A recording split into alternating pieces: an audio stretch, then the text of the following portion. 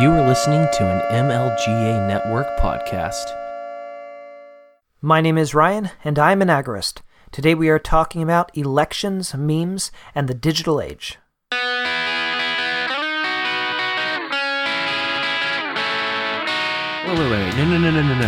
No, stop it.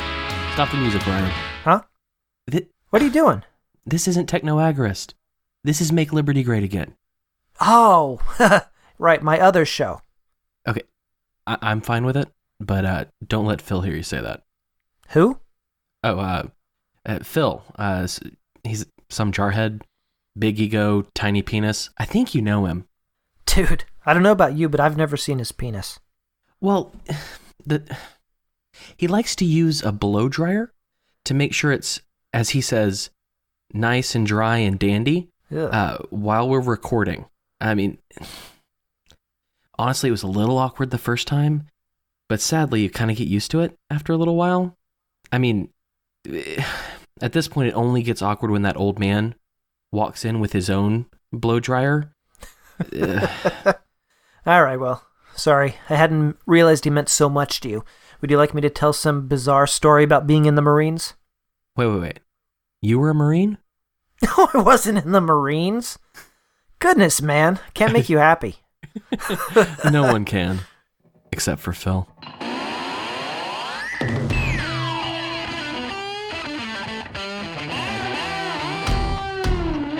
Welcome to Make Liberty Great Again, the best damn Liberty podcast that you've never heard of. Ryan Phil and I will be your guides as we peer into the ridiculous reality of our society and our government. Let's get to it.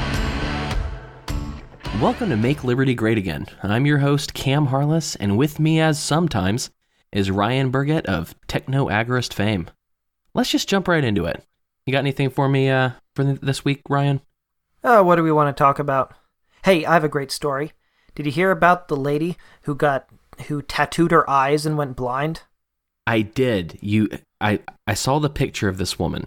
There's something so horrible about a human being that chooses, like a good-looking, beautiful woman who decides, you know what I'm going to do? I'm going to destroy the fact that I'm beautiful and make myself look like I'm half monster. Yeah, or in her case, all monster. I mean, except maybe in silhouette, but come on, this isn't fair. She tried to tattoo her eyes blue. Yes, of course, blue. And wasn't it that you said she went blind, right? Yeah, apparently for 3 weeks. I don't even know what that means, but I guess she couldn't see for 3 weeks, and now she can. Well, that's something. Yeah, I mean that's go. like the obvious thing that would happen, but you know. I mean, Joseph Mengele didn't have any more luck with it than she did. Ah, yeah. Poor little kids. Thanks, Nazi Cam. reference. Sorry, I try and give something nice and, kind of silly to talk about at first. Blindness on a mentally disturbed woman, and you have to bring it back to torturing children in Nazi Germany. Hey, we all have the things that we love. Yes, and you love strange things. I think my next episode is going to be about how I'm a Nazi. Nice, and mine will be about Godwin's Law. All right, man, there is a lot that's going on. I don't know if you heard, but Epstein didn't kill himself. He didn't? No. Huh, imagine that. I haven't seen that on every single meme for the last week or two. I personally enjoy those memes. I like making them. Oh, I think they're great. What's great about them is it seems to have kept it in the public eye, which is really good for people who want to know the truth about stuff like that. Yeah. After he was arrested, he disappeared. No, but everyone stopped talking about him after he'd been arrested. And then he died. And that could have gone away really fast, and it started to, but people brought it back. Ha ha! 3 cheers for the internet, man. Well, not to mention that right after all these memes started going around, Michael Baden, I think his name is, which is like the guy who does autopsies for celebrities. He did like O.J. Simpson's wife and a couple other people. JFK somehow.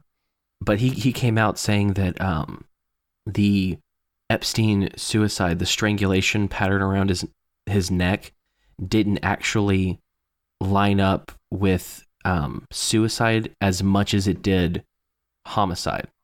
A celebrity autopsy guy? Yeah. What the Medical heck examiner. Is that? I have never heard of that before. So he actually looked at all these people? Like, this was the guy who looked at, like, they thought, let's bring in, the big guns. Let's bring in the celebrity guy to do Epstein? Right, yeah. Or is he just saying what, he actually did the examination? Yeah, he did an examination. I don't know if he did an examination directly on him or if he looked at the pictures. I think that probably is the more likely scenario, like looking at X-rays and photos and stuff like that.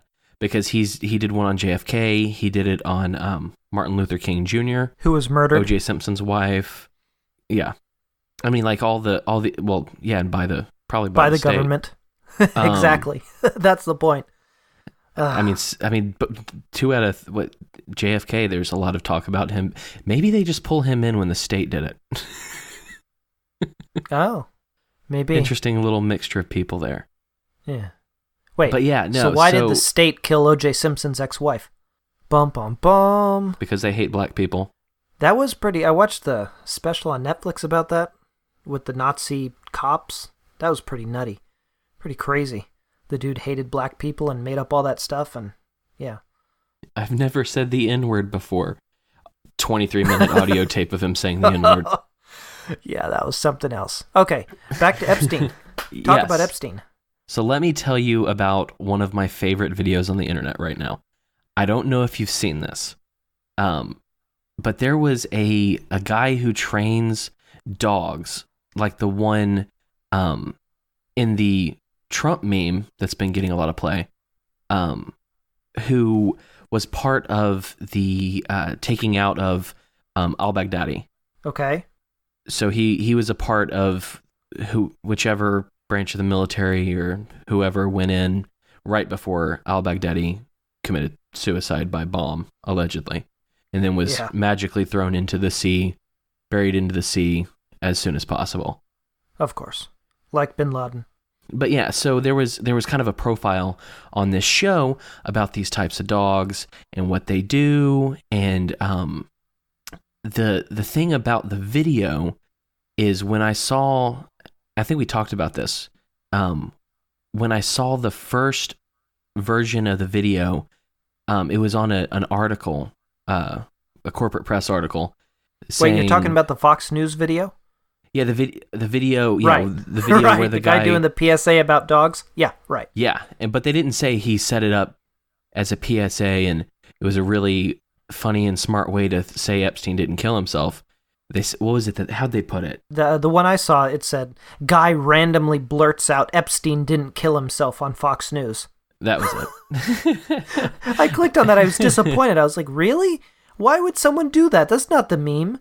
And then I opened it up, and he does this. He goes, "May I quickly, give a note to the viewers?" Like I goes, "Oh yes, you can quickly do that." And he gives this beautiful PSA, and it flows perfectly into, and Epstein didn't kill himself. Bam! I mean, perfect execution. I was so proud of that guy. So good. So good.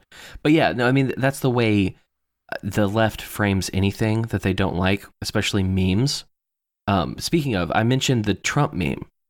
That dog that, if my understanding is correct, that piece on Fox News was about, was the one that the meme Trump posted of him giving a Medal of Honor to the dog or a Purple of Heart, some... I heard about the media thing, like the media was fact-checking an obviously photoshopped image, right? I mean, but I didn't look at anything past that. I just chuckled and moved on because the media's dumb.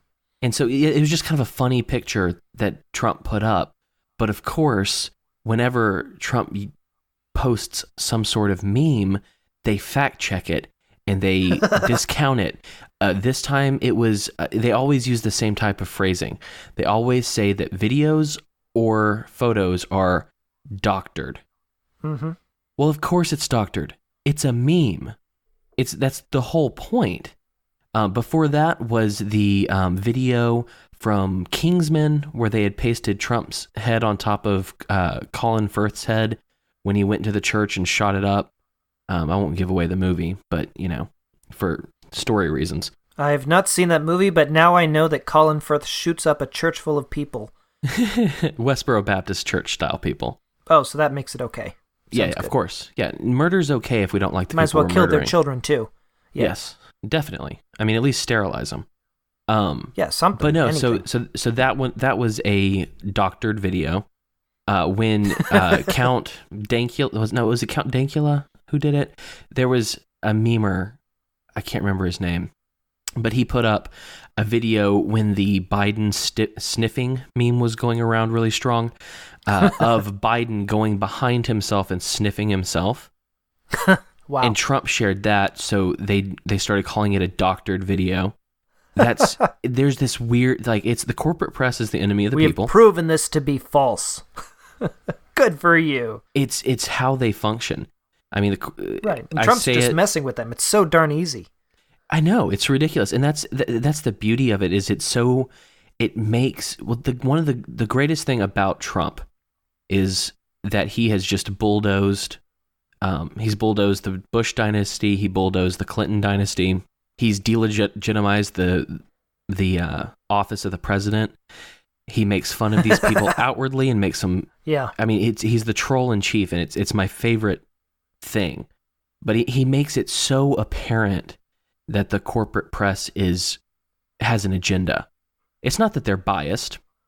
It's not that of course they're biased. Everyone's biased. Right. It's impossible to not be biased. That's not the problem. Yeah, it's not that they're biased. That's not the big issue. The issue is that they have an agenda. They have something that they are shooting for. They have something that they are going towards, which is, I don't know if you've heard of Mencius Mollberg's Cathedral. Very interesting subject matter. I don't even know what you just said. Listen or read The New Right by Michael Malice. He goes through all of this. Fascinating book. I do highly recommend that. But that's the thing. The corporate press, this is what they do. They try to make, over and over again, I see this happen every day.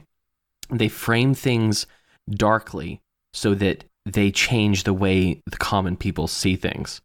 And it's not a bias. It's not, I accidentally put up a video of the Kentucky shooting range machine gun event. That's Syria. I just thought it's Syria. That was something else. I mean, all of these. They just happened to cut off all the cell phones in the bottom part of the video. Yeah, the obvious regular American folks with cell phones watching it, having a blast. Yeah, accidentally cut that off. You don't take the whole bottle, but you have to take at least one red pill. And of all of them, I recommend noticing the corporate press as for what they are. I mean, and it's one of those things. Sure.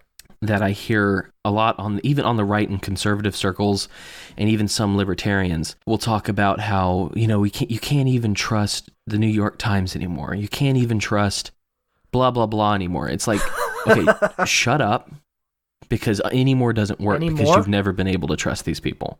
They've made you think that. They made you think Walter Cronkite was good, or that there were 3 different channels you could watch and get unbiased coverage, or know where the bias is, whatever. Or remember, it used to be like sports teams. We were always, Peter Jennings at home. Always had to listen to Peter Jennings. Peter Jennings was the best, unlike the guy on CBS or the guy on NBC.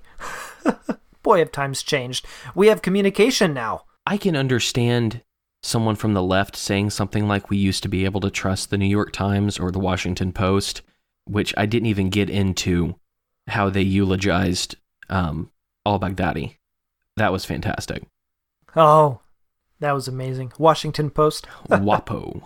Esteemed religious scholar. Austere religious scholar. Oh, excuse me. Yeah.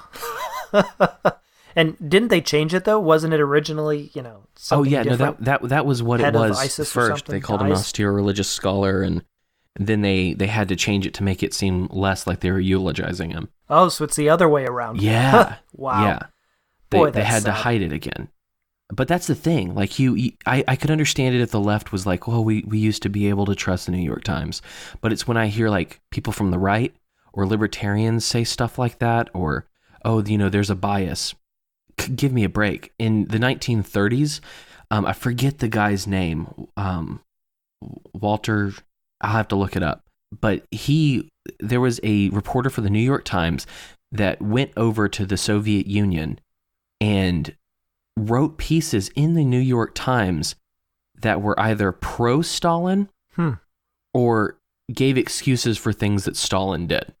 Nice. There was a time when we could trust insert channel or paper here. Doesn't exist. The Ukrainians chose to starve themselves. Right. Right. Right. I read a lot of that in Liberal Fascism. That was a good book. But they go through a lot of that, the media people fawning over the fascists and the communists in the 20s and 30s. It was a weird time. But, it's not that weird considering they're still doing it today. Right. And that's the crazy thing, is there are people out there that who I know consider themselves to be quote unquote red-pilled and to see past the government schemes, but then they'll just fly into this. Like, they don't even realize it, but they're actually defending the left. They're defending what Michael Malice calls the cathedral. They're defending evangelical leftism, and they don't even realize it. And so, like, I'll hear people say little things like that, and I just, it's like when I hear, there are a lot of phrases that if I hear them, I cringe on the inside. Voluntary taxes. That's one of them. That is one of them. But yeah, no. So Trump is a troll. Let's get back to the task at hand here. Have you paid attention to his tweets regarding the Democrats that are running for president? I hadn't until this morning when you sent me a pile of them. They made me chuckle. This guy's amazing. I mean, in that sense, he's also a murderer. So just put it in context. Well, yeah, he's a murderer. He murders people. But he also makes some nice tweets. Welcome to 2019, the value scales. On the one side, there's the murders. On the other side, there are the tweets. Right. Golly. Well, and that's the thing. Regardless of who the president is, he or she. Good job, Cam. Is going to be a murderer. So if they're going to be a murderer anyway, I might as well enjoy the trolling that they do while they're at it. Okay. So do you have these tweets? I have them. Should I read them in my Trump voice, or should I read them like a normal human? Go ahead, Trump. The Dow is down 573 points, perhaps on the news that Representative Seth Moulton, whoever that may be, has dropped out of the 2020 presidential race. Seth Moulton. I've never heard of that guy. I haven't either. One of my favorites, because it's so simple and boomer, is Kirsten Gillibrand. I don't know if you knew much about her, but she was one of the women who ran for president, and she's like America's ex-wife, is the best way to describe her. No, I didn't follow her. And his tweet for her was, "A sad day for Democrats. Kirsten Gillibrand has dropped out of the presidential primary. I'm glad they never found out that she was the one I was really afraid of." Nice. But yeah, there are several of these. I love the Bill de Blasio one. Yeah, I'll just read it normally. He goes, "Oh no, really big political news, perhaps the biggest news in years. Part-time mayor of New York City, Bill de Blasio, who was polling at a solid 0 but had tremendous room for growth, has shockingly dropped out of the presidential race. NYC is devastated because he's coming home." They're so much fun to read, partially because they're such boomer insults. You know what I mean? Yeah, like that. They're devastated that he's coming home. So boomer. So boomer. Yeah. Golly. Like some of them are barely even worth mentioning. Tim Ryan, who is probably the most boring looking and boring sounding person I'd ever heard on a debate stage. Even his name is boring. Yeah. Tim Ryan. Yeah, what kind of name is Ryan? Really? But yeah, his most recent one was Beto. When Beto decided he was no longer going to be running for president. "Oh no, Beto just dropped out of the race for president despite him saying he was born for this. I don't think so. All right. How many murders do these ones make up for? None. But hey, levity is the spice of life. What if they're dark skin? Isn't that the scales it's supposed to be? Yeah, well, I think, the murder's bad. I'm very against that. That's like my number one issue of all time ever. But we have the president is a living meme. And true. One of the things he did by being the troll in chief, by campaigning the way he did, by getting the kind of followers and everything in the 2016 election was, he destroyed how elections are run.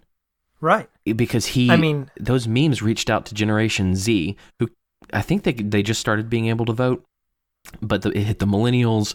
It hit a lot of people who felt disenfranchised by people who didn't want Mitt Romney or Hillary Clinton. Yeah.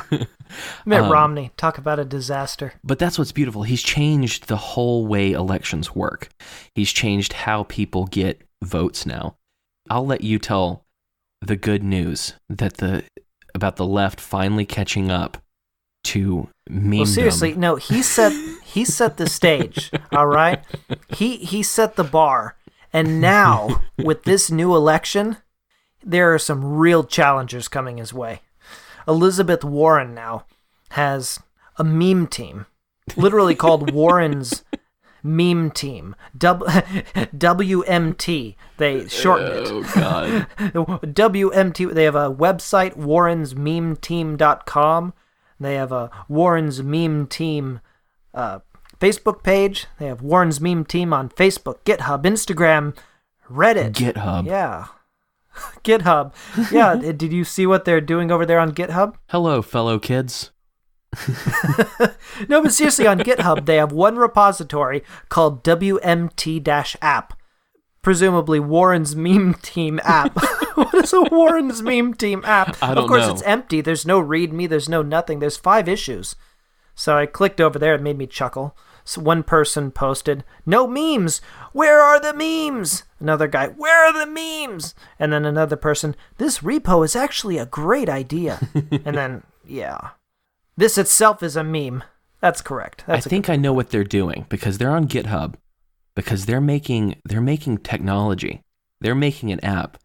I think what they're gonna do is they're gonna make an augmented reality filter that makes Elizabeth Warren an actual Native American. Whoa. Yeah, they're gonna play into her strengths. Well, I did see that there's this bizarre picture at the top of her Facebook page. You can do a lot with 2 cents, and it shows like 3 dozen pennies. I have no idea why so many what pennies. It is or why it's. I know, or what that weird pixelated thing is off in the corner. It's just bad. It says top of a mock-up for a "you can do a lot with 2 cents" AR filter. Oh my God! Wait, that's what is an AR filter? Like augmented reality? Yeah. So an AR is like, I don't know if you've ever. I know Snapchat. I know what augmented reality is, but what does that have to do with this? I don't know if have you ever been on Snapchat? No. Do I look like a teenage girl? Sometimes. On Snapchat, they have a couple of different augmented reality filters. So, one of them is a dancing hot dog. Oh. Still haven't figured out what that's for. I really wish I was on Snapchat now. What else am I missing? Right. I have no idea. I'm hoping that it's just going to be a dancing Elizabeth Warren, because the fun thing about those is you can like put them in your hand. You can, put them on your butt. You can do anything to completely humiliate Elizabeth Warren. I really hope that's what we're going for here. But what does it mean? You can do a lot with 2 cents. Okay, you can do a lot with 2 cents. Is that a phrase? Yes, it's one of her phrases. Her whole thing is that the tax rate should change for the ultra rich, and anyone who makes over a certain amount of money should have to pay a tax of 2 cents per dollar that they make after a certain threshold. Dollar they make or dollar they hold? Because people already pay more than 2% in taxes. Right. I guess it would be in addition to what they're paying now. I'm not entirely sure how it would work because... Well, that'll solve all the government's problems. Right. It's so boring. It's stupid. But on top of that, it's just they're trying to make these like wonky leftist positions colloquial and, I don't know, memorable. And so you can do a lot with 2 cents is like one of her catchphrases. It's awful. And why... It really is. Why in a quote-unquote meme about it would you put 13 cents on it? You put 2 pennies. I mean, there's no logic to this. But it's... I'll be honest, I've been saying for a while now that I think at the end of the day it's going to be Warren versus Trump in the that would be amazing, election, man. Which I'm fine with because she could not handle that man. It'd be amazing. It would be so fun. I mean, it's not really what I want. What I want is there are rumors. Apparently someone from the Clinton staff has said that Hillary Clinton is looking at running again. That would be so sad. But apparently she's looking into it because the idea is that they need a savior. Yeah, all of the Democratic hopefuls so far have been so uninspiring and bad that they can bring Hillary Clinton in the last moment and she'll win the day. And I want nothing more, Ryan. I want that. It would be wonderful to watch her get trounced again. Oh my God. That would be absolutely hilarious. I mean, very entertaining. It wouldn't make our lives any better, but it would be fun to watch. You know? That's all I care about because it's like, give us a show. Yes. We're sinking anyway. Give us a show. Dance, monkey, dance. Dance for me. So, God, meme team. Oh, there we go. Well, I mean, but seriously, after they roll out the memes, then they won't need Hillary. I was looking at their document. They have like this Warren's meme team plan. It's a Google Doc, and they have lots of emojis because the young folks are all into emojis. So if you use emojis, that'll get them on your side. So she'll have all the young people for her in no time. God. Well, let me pivot.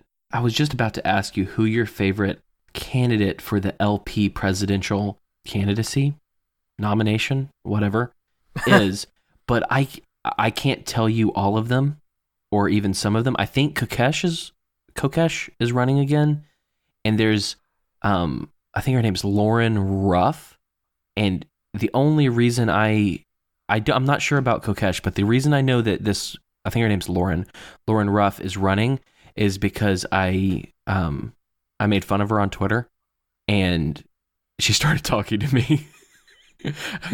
Whoa, you're in the big leagues now, hanging out with LP presidential hopefuls. Man, oh man. Yeah, and it was so funny because I was just trolling someone else because there was some tweet about who do you think should be the Libertarian presidential candidate? And my answer is no one. Amen. But someone was like, Ruff Phillips, I think she already picked out her vice president or something. And I was like, oh, the LP's running a dog? That would be awesome. I mean, honestly, at this point, if the LP ran an actual dog, that would be a statement. And so I had tweeted something kind of jokingly towards that guy, kind of mildly trolling. Mm-hmm. And she came in and she was like, well, I'm not a dog, but I'd love to earn your vote. Good luck.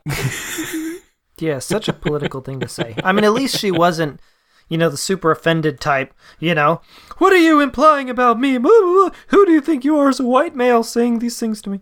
She was actually very nice, and we had a little back and forth. And I said, hey, if you ever want to talk on my show, feel free to let me know. And she'd said something about December. So if you're listening to this, Lauren Ruff, which I know you're not, thank you for that interaction, and we'd definitely love to have a conversation. Maybe you can, because the last election talked me out of ever voting again, and maybe you can talk me back into it. Doubt it, but we'll see. Yeah. Yeah, but did he hear? I mean, seriously, I could not care less about Libertarian Party, anything at this point. Yeah. No, but it did surprise me when I saw Scott Horton share that Jacob Hornberger is running. Are you familiar with Jacob Hornberger? It's a name I've heard, and I honestly, I don't know why. Unless he's been on the Tom Woods show or something. I don't know. Or maybe Tom Woods has mentioned him. No idea. Everybody's mentioned him. Yeah. The dude's been published on, at Mises tons of times. He's been a guest on Scott Horton's show, multiple times. He started the Future for Freedom Foundation. What a great URL, by the way, that would make. FFF. Well, that's what it is. Oh, is it? Yeah. That is such a memeable URL. Yeah. But seriously, man, the LP presidential candidate is not going to win. Let's just take that off the table. Yeah. They're not going to win. They're not going to be president. They're not going to beat the Democrats and the Republicans. They're not going to be in the White House, ending the Fed, at the beginning of 2021. That's just not going to happen. Okay? The best that a libertarian candidate could do, presidential candidate could do, is just present people with a different paradigm. Challenge people to think outside of the box, to open their minds a little bit. And Trump actually did a shockingly good job, at least at the beginning of his campaign, doing that. Asking really hard questions about the wars and things that people, especially in the Republican Party, hadn't necessarily talked about since Ron Paul stepped off the stage. Right. He really brought this stuff back into the party. The same people who were rabid for wars during George W. Bush's years, those same boomers, here they are voting for Trump, saying, bring the troops home. Like, that's pretty amazing. And he wasn't even a libertarian. Who was the libertarian candidate last time? Talk about a freaking joke, man. Tulsi Gabbard is doing that now in the Democratic Party. Yeah. I mean, that's great. I love it. She's doing a far better job than Trump is. Oh, absolutely. Because right you can tell she actually believes what she's saying. Or rather, not that I think that Trump believes it because he's said it enough times. But I think like I've said so many times, is Trump doesn't have any central principles. And so he has some good instincts, but it's whoever talked to him last that gets the final say in what he does. Well, if that's the case, I'm glad that Rand Paul has his ear, at least sometimes. Absolutely. But yeah, tell me more about Hornberger. Yeah, looking at his blog, man. I just love this stuff. This makes me happy. I would love to have somebody who talks about these things on the campaign trail. The titles for his recent blog posts: Who is responsible for the deaths of those 3 children in Syria?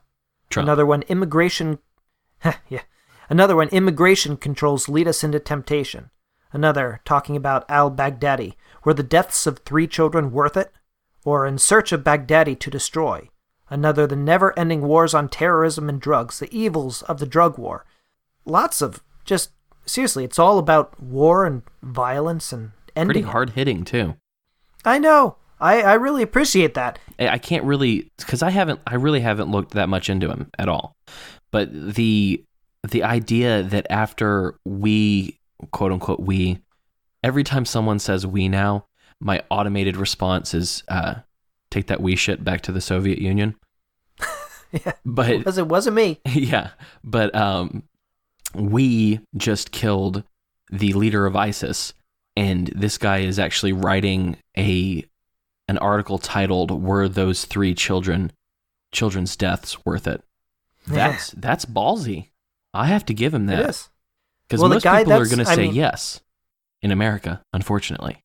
It's a weird paradigm we live in. Yeah. But seriously, if this guy could focus on this message, end the violence, both at home and abroad, drug wars, foreign wars, end the violence. That's a darn good message. I'd love to see that. Oh, yeah. I mean, I always love when a good message gets out there. The hard part for me is that I have zero confidence in the LP. Like, honestly, when you said that he was running for president with the LP, my first thought is, do we really want that? Yeah. Well, it does more damage to his brand than it does to make the LP better. The LP's not going to win. They're just going to embarrass us more. I'm when it comes to the LP, I'm pretty solidly black-pilled. Like, I don't see any good coming from it. I don't see the point. And so I'd just much rather make fun of it than, and really, one of the problems with the LP, and I think that a lot of America and libertarians and anarchists, what they see, no one wants to back a loser, and that's what the LP is. And the perpetual losers? Yeah, the LP being a loser is shown no better than when they get... How many % of the vote did Gary Johnson get? Was it 4? I don't know. It was, something. Yeah, it was almost something nothing. Respectable. Less than 5, but it was, I don't know, 3. Something. 2, it was 4. It was a little more than absolutely nothing. Something that he won't win. Yeah, when the leader of the party gets up and touts that as some huge win, nothing tells me that it's a loser party more than that. Yeah, but seriously, more people know about his video with his tongue sticking out, than they do about anything that he said on the campaign trail or anything he did. Did he say anything on the campaign trail? Well, the only thing that I remember him saying was that you should, force the Jewish people to bake the Nazi cakes. Right. And that if somebody won't bake a cake for somebody, that he'd, stand to the side and watch them go to jail. He wouldn't necessarily have a problem with that. Twitch is like, whoa, really? This is libertarian? Like, wow. He also called, religious liberty a black hole or something, if I remember correctly. The dude was just nuts. Absolutely. But I think he was high most of the time anyway. He No said joke. he wasn't, but look at that dude's face, man. Look at his eyes. And they weren't blue, though. They weren't blue. Like that weirdo lady. But yeah, I struggle with the concept of wanting anyone to win the LP nomination because I don't see the point, because the body politic of the party is based on how many votes you can get and how you can get elected and how many Republican governors they can get to run on the LP ticket. Well, that's generally what they go for. Yeah, they just try and get the biggest Republicans and Democrats they can find in order to draw more people, get more votes. But that's a never-ending cycle that won't actually take them anywhere. There's no way they won't win elections that way. God, who was the person that... Golly. Oh, it was so ridiculous. Don't stop going for Republican governors. I don't want one. I mean, especially when one of the 2 Republican governors that you're running for the LP presidential candidate, or, the LP ticket with both of them, talks about how Hillary Clinton's a good kid, and gun to his head, Bill Weld would vote for Hillary Clinton over Donald Trump. Yep. And of course, the guy who was for gun control. I'll give Gary Johnson this, though. Bill Weld said he'd vote for Hillary Clinton, and Gary Johnson said pull the trigger. I'll give him that. That works. Pull the trigger? Yeah, if a gun to your head, would you vote for Hillary Clinton or Donald Trump? And Gary Johnson said pull the trigger. Oh, pull the trigger? Yeah, that's that wasn't bad, but I can't remember anything else that he said that was positive. Well, like I said, if you're going to have a LP candidate run, which chances are I won't vote for the LP candidate, because I don't want to vote for anybody, especially for president. I might vote locally, but whatever. There's basically nobody I could vote for, in a federal election at this point. But if you're going to run, if someone's going to run as an LP presidential candidate, if they could get out some good information, cause some people to maybe think a little outside of the box like Ron Paul did to so many of us, I mean, that's what, to a large extent, what got me on this journey. Yeah, but besides McCain. Either way, just looking... yeah, my guilt over him. But if you go to Jacob Hornberger's site, jacobforliberty.com, he has his positions on all the different major issues of the day. And the dude's pretty darn great if you're gonna put him down into positions like taxation. He says abolish the federal income tax and IRS. Bam. People have a fundamental God-given right to keep everything they earn and decide for themselves what to do with it. Sounds good. And then abortion, the guy's pro-life, okay? Here's where all the libertarians freak out. But he admits that the government isn't the way to fix that. Right. Because all the government can do is do more violence. So guess what? He's not for the government getting involved. What he's for is getting the government out. No more government funding of abortions and all these other. Just get the government completely out. And then, let people deal with this in their homes, their families, their churches, and then see what happens. But it's not the government's job to bring violence to try and fix violence. Like Jesus said, violence begets violence. It's a never-ending cycle. It's stupid. This is the only way the LP should be used at this point. I don't want a president. Amen. But if I have to have presidential candidates that I have to pay attention to or choose to pay attention to because I have a macabre sense of humor, I'd like to have the Libertarian up there actually spreading libertarian principles. I would like to see private property vocalized in a good way. I'd like to see people talk about the not killing people overseas. I'd like a strong anti-war voice. It's at this moment in time, the LP thinks that they can win national elections or shoots for 5% when they should be shooting to be changing the minds and creating libertarians, because either you create 1 million protest votes or you create 1 million new libertarians, Mm-hmm. Well, and really libertarianism is a lifestyle, man. But yeah, it's way more than who you vote when for. When you create a libertarian, you create someone who creates libertarians. There are people who I know that never thought twice about the concept of liberty or war or anything like that since then are now, there's at least one person in my group that I inadvertently brought over to the side of liberty. What's more important? Those two, Hillary and Trump, were the two most disliked presidential candidates of all time, and the LP still only got like 4%. Isn't that sad? Imagine what could happen if they started giving a real understanding of liberty to the masses that could inspire people like you, like me, people all over America to start thinking, hey, maybe war is evil. Maybe it's mass murder, and we should stop calling it with these weird euphemistic names so that we make sure we don't feel too dirty when we talk about killing children. There's always collateral damage in war. Collateral damage, yeah. Murdered children. Why don't we start creating people who love peace, and then it's at that point it's just exponential. But it's also just adding on top of adding. Like I really appreciate Jacob Hornberger's what he wrote about the environment on his website, because this is exactly the kind of thing we need. Because you bring up the environment, and most people are like, "Oh yeah, we should take care of the environment." These companies, destroying the forests and destroying the air and polluting the oceans, blah blah blah. But if you read Jacob Hornberger's thing on the environment, he actually laser focuses on where it should be.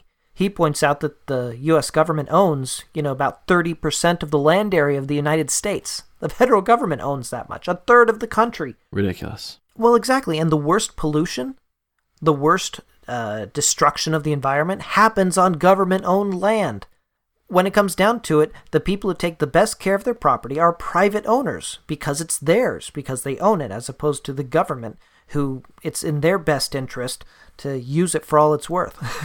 Just like they do the voting population. Or even if they don't own it, the state is dropping bombs on it.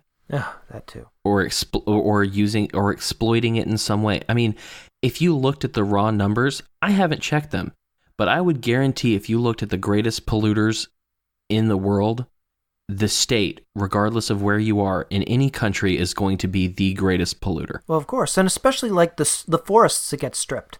Those are public forests.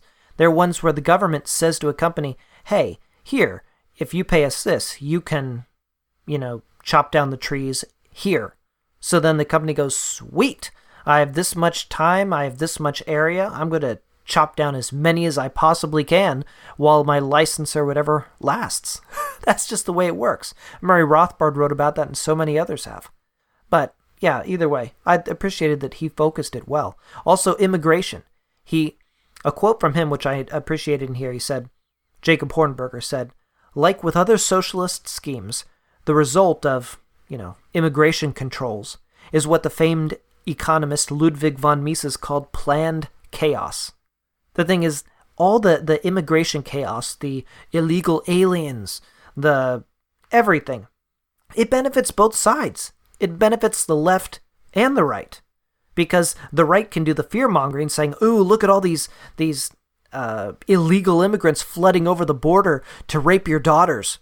Meanwhile, the left can say, ooh, elect us because look at all these poor destitute people coming across the border who have no hope. Here, give us more money so we can get the government to take more money so that we can help these people. Both sides use them. Like what the Libertarian Party should be doing, if anything, hopefully not putting candidates in office who will rule over us, but if there's anything they could be doing, hopefully it's this, just making people think, helping people see the fact that, oh, both sides benefit from these absurd policies. You know, they're designed to keep them in power. They're never going to fix the immigration system. Of course they won't. They won't make it easier for people to become citizens, because no one on the left or right benefits from it. They gain power from the chaos, from the crazy stuff. Absolutely. So, yeah, that's not going to be fixed. No. And honestly, in Iran, women are probably still going to be made to wear hijabs in perpetuity, no matter what men do on their Instagram. Whoa. That was slick transition right there. I know. I segue like Joe Bluth. Nyuk, nyuk, nyuk. But yeah, did you see that? Yes, I did. Iranian men wearing hijabs in solidarity with women. Yeah. Virtue signaling. I mean, honestly, hearing that there are men in Iran that would like their women, their wives, their daughters, their sisters to not have to cover their hair legally, and where they could get punished by the state if they don't. That's good. Yeah. That's nice. I mean, that's great. I'd like to see more Muslim men in those areas of the world stick up for their women. Yeah. But do you think that posting a picture of yourself wearing a headscarf is going to do much for you? For your wife? See, I highly doubt it. They're framing it in these, like in this Independent article, you know, they're framing it like it's a big protest, but a dude posting an Instagram picture with a hijab on his head, is he wearing it to work? You know, is he wearing it out and about? Like, that would cause much more of a stir, and maybe cause people to turn their heads, as opposed to, ooh, look, I posted on Instagram. And even here, you see the dude with the hijab on his head, and the wife with her bare hair out. Now, she's actually, that's more edgy for her to do that. She's flexing. Yeah, than it is for him. He's safe, because he's not going to get in trouble for that, but someone could knock on their door and be like, excuse me, get that slut out here. So. Yep. Oh, it's bizarre. Are we sure he's not just trans, though? Oh, excuse me, I don't want to offend the poor dude. Yeah, maybe it is. Are you assuming the pronouns here? Maybe I am. To a certain extent, it feels a little to me like, you know, the dudes who go to the topless protests. You know, you have all the young topless girls running around, showing, you know, protesting. Of course, in areas that it's already, like a good time. Of course, in areas that it's already, you know, legal for them to run around topless, like, you know, New York City. But then you have all the dudes show up, and then in solidarity to the girls, they take off their shirts, you know, or maybe put tape on their nipples. It's like, dude, you're not actually helping. You're not. Golly. We live in a weird world, dude. Honk. All right. I think that was a good conversation. I need to go to bed. All right. As always, when Ryan's here, you can find him on Technoagrist, which you can find at MLGAnetwork.com, technoagrist.com. He's on Twitter and all other sorts of things. Just go to technoagrist.com and click the links, click the buttons. You'll find where he is. We are at thisismlga.com, and in any social media you use besides the stupid ones like Gab or what's the stupid one? Minds? What's another stupid one? Aren't they all MeWe? stupid? They're all stupid. MeWe's particularly the dumb. main ones. The main ones. Type in This Is MLGA and you'll find us. Right, and one more thing I wanted to point out. In my recent episode of Technoagrist, I talked about the importance of DNS security, you know, at home and just in life, because the government and everybody can see in plain text every website you visit. So if you guys really care about security, you should really check out that episode. And Jeffrey Epstein didn't kill himself. Well, we're happy to be here, and we're happy you're with us. Stay sane.